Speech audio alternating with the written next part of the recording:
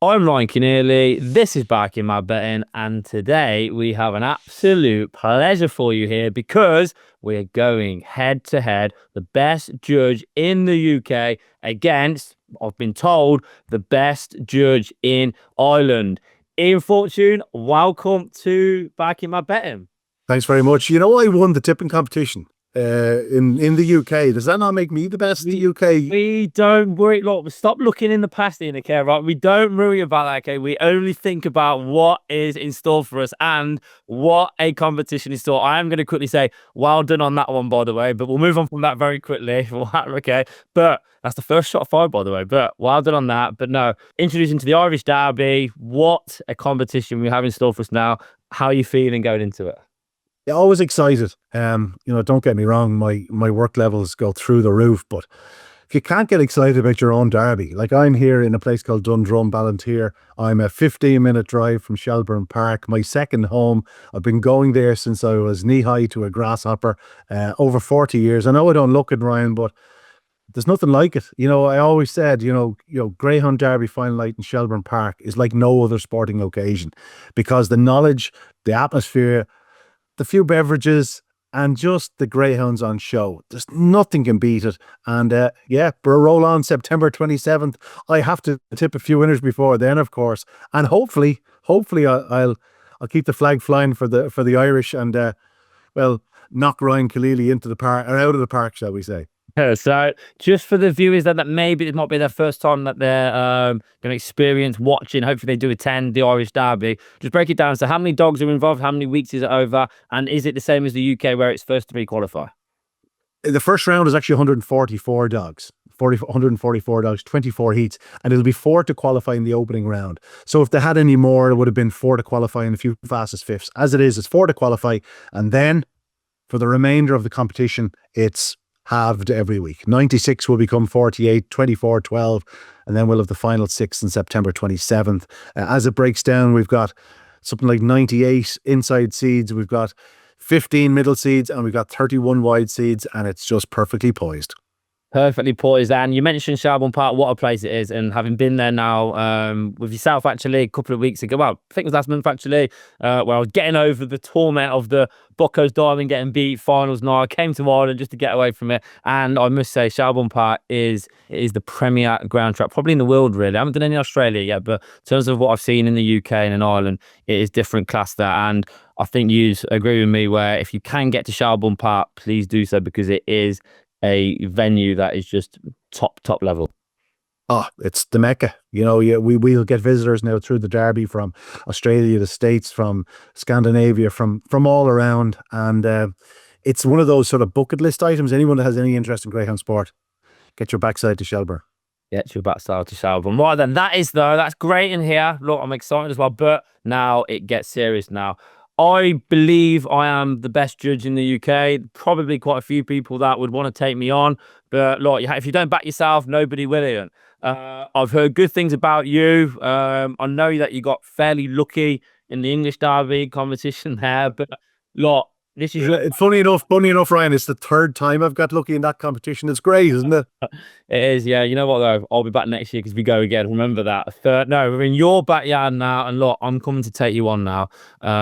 So yeah, I've been doing well, obviously now recently as well. I got off to a bit of a shaky start for the English Derby on the show, but I've turned it around. I've bounced back, and I'm going into this now, if I must say so, in good form. And so I'm coming for you really here. But you've got home advantage here, Ian. So yeah, let's break down then very briefly then. The first round then. I'll tell you what we'll do. We'll do Ante-Post first, actually. So give me your first 2 Ante-Post picks. And how we're going to do it as well for the people watching this. We're going to go head to head. How it's going to work. We're going to put 2 Ante-Post picks up. We'll have £1 at the best possible price that's available to us. I'll have that in front of me now as well. Then for each round, then we're going to be doing a nap and a next best. And again, it'll be £1 returned to SP for that. Because hopefully a couple of mine drift out. Usually when the dogs know that I've had a few quid on, they generally seem to get bigger in price because you've got to weigh it on them. So yeah, give me your breakdown of the Ante-Post market and your 2 selections, please. Well, the breakdown is simple. They all have a certain Buccos Diamond to beat. He was a sensational winner of the Derby last year, but he is 92.5 to 1. I don't think either of us conditioned Ante-Post backers want to be backing any dog going into an Irish Derby, having gone through an English Derby at that sort of price. So my first selection is a dog called Magical Major. He's very lightly raced. He's raw. He's brute pace. He has the world at his feet. I think if he does things right in the first round or two, you'll see a different greyhound come to the third round. He's learning on the job. But when Pat Guilfoyle is speaking very highly of a greyhound, you have to pay attention. And Magical Major, in and around 20 to 1, trust me, there aren't many faster dogs in training. So Magical Major is my first selection. My second selection is also pretty lightly raced. There's a dog who won an unraced stake at Clonmel earlier in the year. Looked really promising. He's called The Other Wild. He's a wide seed. He'll get his draw most nights. Got a terrific early speed. He's trained by Jennifer O'Donnell, who of course has won 2 of the last 3 renewals. She's bidding for a third. That would be some achievement. Her legendary father won 3 derbies. Now Jennifer's seeking the same fate. And this The Other Wild, he's had his problems. He's recently returned, and he's shown enough to suggest that he could be back to his very best in the very, very near future. So they're my 2, Magical Major, The Other Wild. They're less exposed than most of the runners at the top of the market, and I suppose that's why I've sided with them. Okay, good stuff. And they were 20 to 1, and the price? The Other Wild, if you go hunting for The Other Wild, I think you can get up towards 80 to 1 with a couple of firms, but I'd say he's generally around 50, 66. Okay, good stuff. Okay, all right then. So we'll come to Bocco's Diamond very, very shortly. But my 2 are from Ante-Post. I'm going for the big price one I've gone for is Dr. Darcy. Runs on a Friday night. I think, Ian, regarding Irish knowledge, I guess you've got a head start, base being over there. But Dr. Darcy, I think you say that, stays all day. Any sort of a clear run, any sort of coming together and bunching around the first 2 bends in front of him, there's probably no better dog finishing just as strong as Dr. Darcy will be. I think that he can just keep on qualifying. Now, I'm not suggesting that he's going to be doing super fast times and living with the Bocco's Diamond cheap sandwiches early on. But if there's any races that do get missy, I just find it's going to be really difficult to get Dr. Darcy knocked out. He's around about 100 to 1, I think 125 to 1 best, but around about 100 to 1. I just think that each way value there, I do think that he can just keep on qualifying. And then when you get down to them quarterfinal, semi-final stage, then it really is a bit of a lottery anyway. You just hope for the best. So he's my big price one. Then I came down to probably my strongest fancy for it. And look, this dog wasn't my friend. Well, actually, he was definitely not my friend throughout the Derby because I backed him off a cliff. And then he went and then put in his best run in the Derby final to stop me, obviously, then winning with Bocco's Diamond. And my strongest fancy for the Irish Derby is Bombay Pat. I mentioned throughout the whole of the English Derby, this is the only dog who can go toe-to-toe with Bocco's Diamond off a levelish break. And he's shown that pace to 3 bends in the final. His Achilles heel has been his trap in, but like we've seen, since he's come back from Toaster, he's flew around Shelbourne Park. I think he won a race 2 weeks ago. Monster times. He looks like he's back to his best. Graham Holland has got him at the top of his game. I think if a fit Bombay Pat 100%, it's just going to be impossible to knock out. So he is going to be my big fancy for the Irish Derby. I think he's around about 14, 16 to 1 there. So yeah, I think that, yes, he wasn't my friend, but look, you have to move on in life and forgive and forget. And Bombay Pat, you're now about to do me a big, big favour. So they're my 2. Just go as well, top of the market as well. Mentioned Bocco's Diamond. Concerns over Bocco's Diamond? Not so much. I'd say Graham Holland just taking his time with them. His last 2 trials weren't sensational. His previous trial, the sprint trial, was absolutely off the charts. It was crazy how good it was. But spoke to Graham Box, his owner, this morning, and he was, going, I thought we'd do faster. But I rang Graham, and Graham seems to be more than happy with the dog. He says, don't you be worrying, the dog's in perfect order. So I wouldn't be too concerned. If you're hearing any whispers, they're wrong. Bocco's Diamond he'll be primed to return and hopefully become only the 2nd greyhound in history to defend his Irish Derby crown. I think if that was to happen, I think he'd be a very popular winner of that. I think he captured a lot of interest throughout the English Derby off the back of obviously winning the Irish Derby. I think probably is one of the most anticipated Derby finals that we've had in England for a long, long time. I think Bocco's Diamond really is the credit to himself for that, really, to bringing people to the sport. So I don't think anyone would begrudge him with that. Just quickly mention Proper Heiress as well. It's a shame that we don't see more UK-based dogs taking on the best of the Irish. I think we all love to see it, really.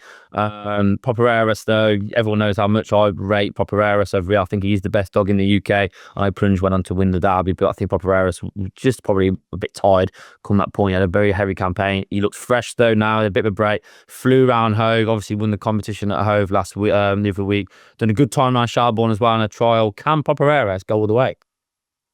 I can't see why not. You know, he's very, very talented, no question about it. It's just a case of getting used to the Shelbourne traps.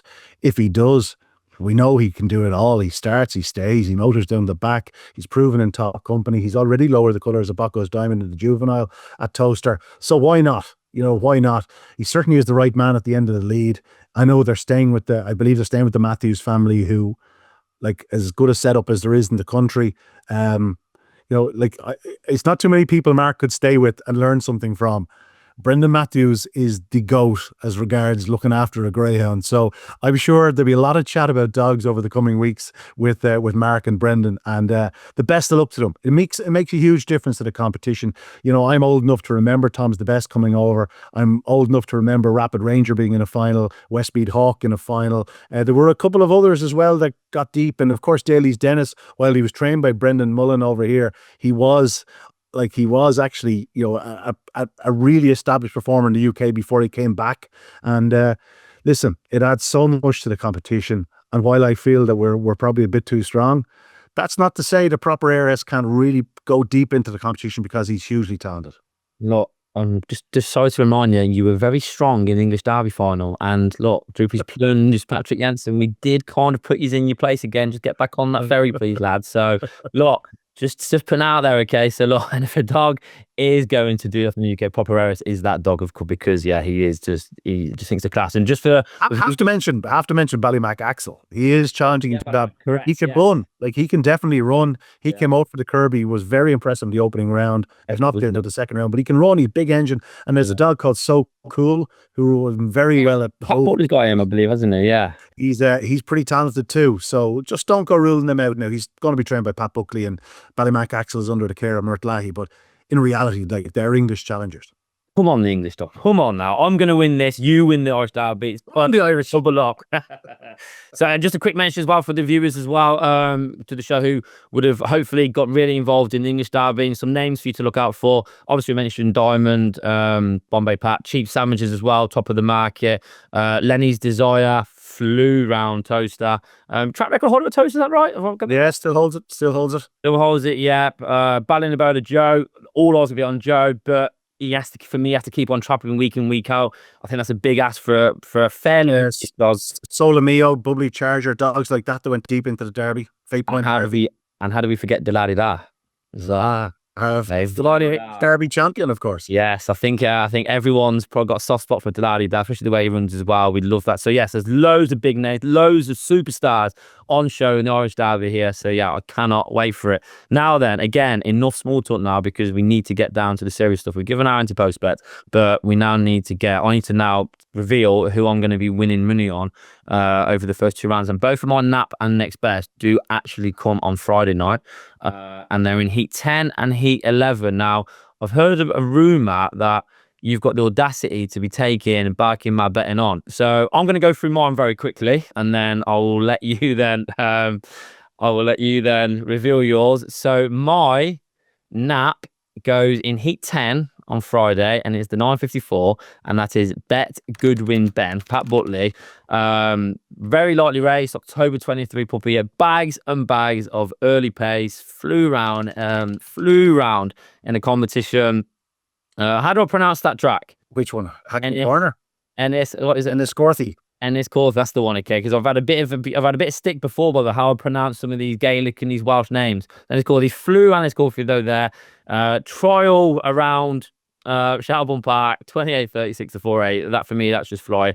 Great draw here as well. I think he'll just trap. I think he'll lead, and that will be that. So he's around about 2-1 next. I'm giving the punters the value as well. We're not going to say odds on here. We don't do that. So about 2-1, I think that is a good bet. So that is my nap. So my next best then, It's actually in the Heat 11, so the race after. So I'm gonna have an unbelievable 20 minutes, by the way, on Friday. And my next best is trap 4 in the 10:08 Heat 11 Hackney Corner again for Pat Woodley.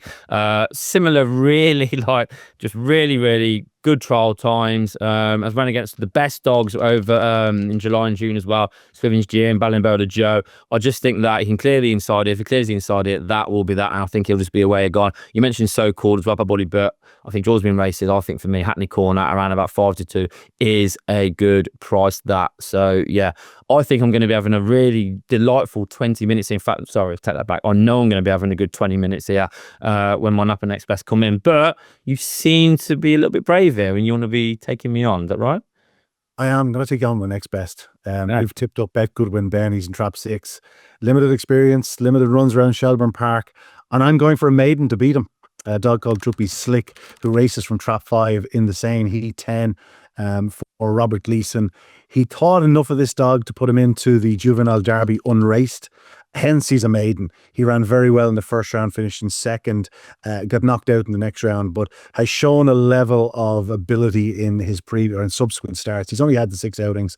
I think the run to the corner over 550 yards will suit him. The fact that he's just drawn one trap inside Bet Goodwin Ben just might allow him get first run on that rival. And given the fact that they're so young and lightly raced, early advantage could make all the difference. So I'm with Droopy Slick to chin, to beat Bet Goodwin Ben. I'm very sorry about that, but I really do intend to have a very good 20 minutes, unlike yourself, because, half an hour, because 2 races later in the last of the heats on Friday night, Heat 12, my nap is Swords Style. He takes on your Ante-Post selection, Dr. Darcy, who should give him loads of room at the early yards, because for all the doctor is that a fast dog from the second bend, Swords Style, should have too much for him into the opening corner. He ran very well last week to pick up a dog called Magical Keith in a 550, winning in a good time. And I just think he's a very good draw. He takes on our Ledger winner, a recent Ledger winner, Drumbeg Banner, who looks the likely pace setter, but he is limited from the third bend home. So I thought Sword Style, who finished off his race very well, could find himself in the perfect position to launch a late and decisive challenge. So that's my nap. And again, my next best to chin Bet Goodwin Ben is Droopy's Slick. So let battle commence, Ryan, and I fully intend to start with 2 winners. Is it going to be an each way double for you then, I'm presuming then, on Friday night? First and second, top 2, right? Huh? First and second, right? No, win only. I'd be fairly confident to Sword Style. If you're watching this and there's still a bit of 5-2 available, 9-4, I'd seize it. I think this fellow will be close enough to even money on the night. But Droopy Slick, be interesting to see which way they price him. He's yet to win a race, and he's taking on the might of Go Barking Mad Betting. So I'm going to go with those 2. And as I said, I intend to start with a winner. So Ian, look, you said let battle commence. Absolutely, let the battle commence now. I cannot wait for the competition now. I cannot wait for it to start. I will be there for the second round. I'll be there then for the final as well. So yeah, not only do I want great tip, well, good-ish tip, average tips, all right, off you, okay, all right, but I expect though, okay, I know that we're going to be very looked after, and you're doing the commentary, right? Oh, yeah, all the way through. No rest for the wicked, as they say. Yes, and to anybody watching this as well, hadn't been to Shelburne Park, if you can get over to Shelburne Park throughout the Irish Derby, please do, because it is the mecca of ground racing. It is just an unbelievable occasion there. And I am not only going to win this competition here between me and apparently the best judge in Ireland, I'm also going to be winning. And the UK, yeah. You know what? You can't argue with facts, can you? And you did win the English Derby, but Shelburne Park's where we're at anyway. You won the warm-up competition. This is now the Champions League now of betting. But no, Ian, I can't wait for it. I'm looking forward to it an awful lot. Thank you. And normally you say best of luck here, but I don't generally wish that at all. So yeah, I hope you're having a really good time. All right. Ryan, out of my winnings, I'll buy you a pint and Derby. I will hold you to that, Ian. Thank you very much.